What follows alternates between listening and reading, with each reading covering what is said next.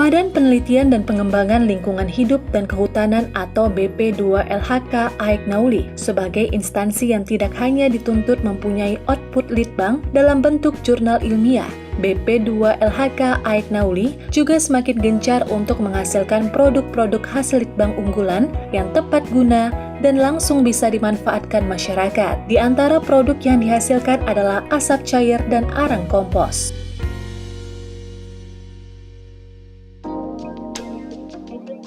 Manfaat asap cair yaitu bisa dijadikan alternatif sebagai bahan pengawet makanan, pengganti formalin, maupun disinfektan. Selain itu, asap cair ini dapat memacu pertumbuhan tanaman, menguatkan perakaran, mencegah hama dan penyakit, menyuburkan tanaman, meningkatkan kualitas dan memperbanyak buah, mengobati penyakit kulit, sedangkan arang kompos dapat meningkatkan aktivitas mikroorganisme pada tanah. Ini dikarenakan arang dapat meningkatkan pH tanah hingga normal, sehingga tanah menjadi subur.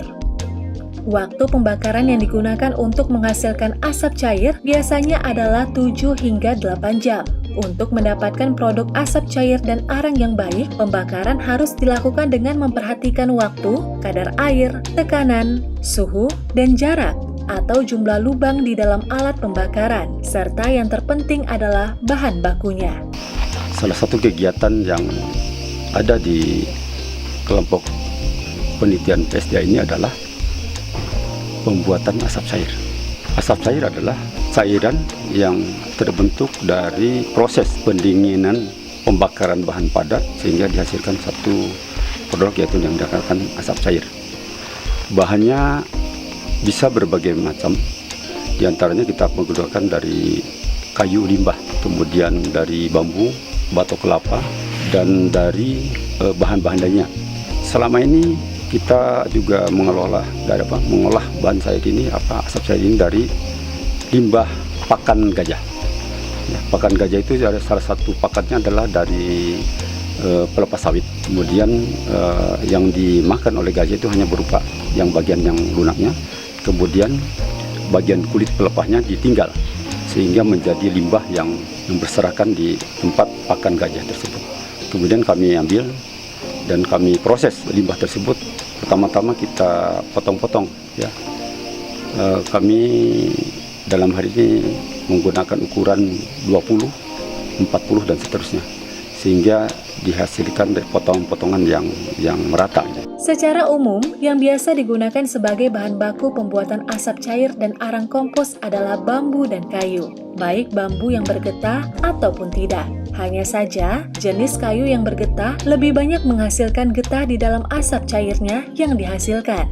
Kadar air bahan juga perlu diperhatikan, karena bahan baku yang memiliki kadar air tinggi akan menghasilkan lebih banyak asap cair dibandingkan arang. Namun sebaliknya, jika kadar air bahan baku rendah, maka akan menghasilkan arang yang lebih banyak. Jika ingin menghasilkan arang dengan kualitas yang bagus, yang perlu diperhatikan adalah lubang di dalam tungku pembakaran. Umumnya, diameter lubang adalah 1 cm. Tungku pembakaran yang digunakan BP2LHK AIK Nauli mampu menampung 50 kg bahan baku yang umumnya dapat menghasilkan 30% rendemen baik untuk asap cair maupun arang.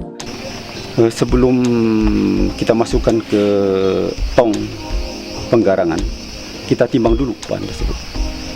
Kenapa kita timbang? Untuk mengetahui rendemen, ya, yang dihasilkan dari bahan tersebut. Misalkan kita olah 50 kilo bahan baku tersebut, kita akan menghasilkan asap cair berapa, dan nanti juga ada hasil lainnya, yaitu dalam satu proses bukan hanya asap cair saja tapi ada menghasilkan arang. Nanti bisa kita timbang arangnya berapa kilo, kemudian kita bisa ukur asap cairnya berapa liter, sehingga kita nanti bisa hitung bahwa dari bahan baku ini dengan proses selama 8 jam, ya, dari pemrosesan selama 8 jam itu bisa menghasilkan asap cair berapa liter dan arang aktif berapa kilo.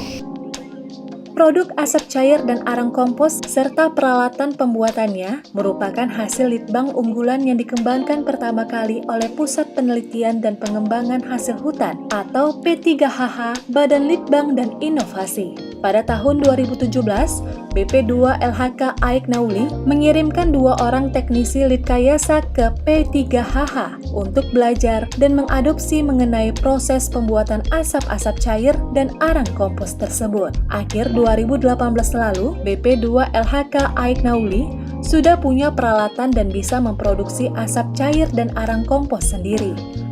Harapannya, semoga BP2 LHK Aik Nauli bisa ikut dan meneruskan peran dari P3HH untuk memberi manfaat kepada masyarakat, khususnya di Sumatera Utara.